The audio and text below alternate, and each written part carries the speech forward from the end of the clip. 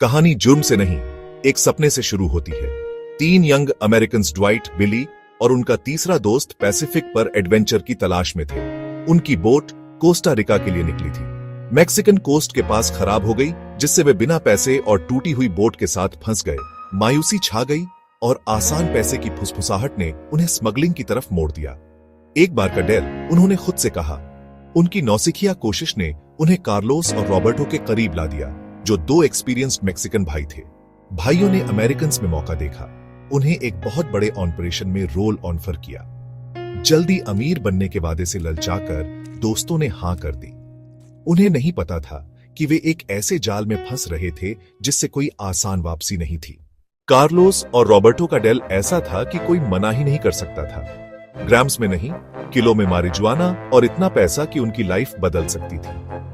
American courier बन गए। उन्हें कॉन्ट्राबैंड से भरी गाड़ी यूएस बॉर्डर तक ले जाने का काम मिला। भाइयों ने उन्हें यकीन दिलाया कि रास्ता सेफ था, लेकिन हर मील पर चिंता उन्हें खाए जा रही थी। एक फेडरल चेक पॉइंट पर जाल बंद हो गया। फेडरल वाले इंतजार कर रहे थे। अमेरिकन और भाई मौके पर गिरफ्तार कर लिए गए। आजादी का सपना खत्म हो गया। उसकी जगह मैक्सिकन जस्टिस की ठंडी हकीकत ने ले ली। उनकी किस्मत एक पल में तय हो गई। जो सफर उम्मीद से शुरू हुआ था, वह हथकड़ियों में खत्म हुआ। उन्हें पलासियो डी लेकम्बेरी भेजा गया, the black palace, Mexico city की एक कुख्यात जेल। अंदर जिंदा रहना रोज की जंग थी। भीड़भाड़ वाली कोठरियां, हिंसा और एक बेरहम हायरार्की।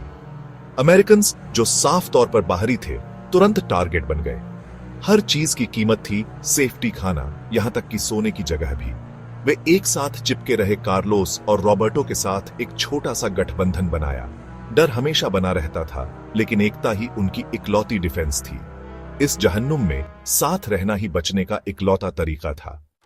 महीने बीतते गए, हर दिन के साथ उम्मीद कम होती गई। फिर एक अजीब सा आइडिया आया, भागने का। उन्होंने जेल का स्टडी किया, कमजोरियां ढूंढी, शिफ्ट चेंज, टूटती दीवारें, लापरवाह गार्ड।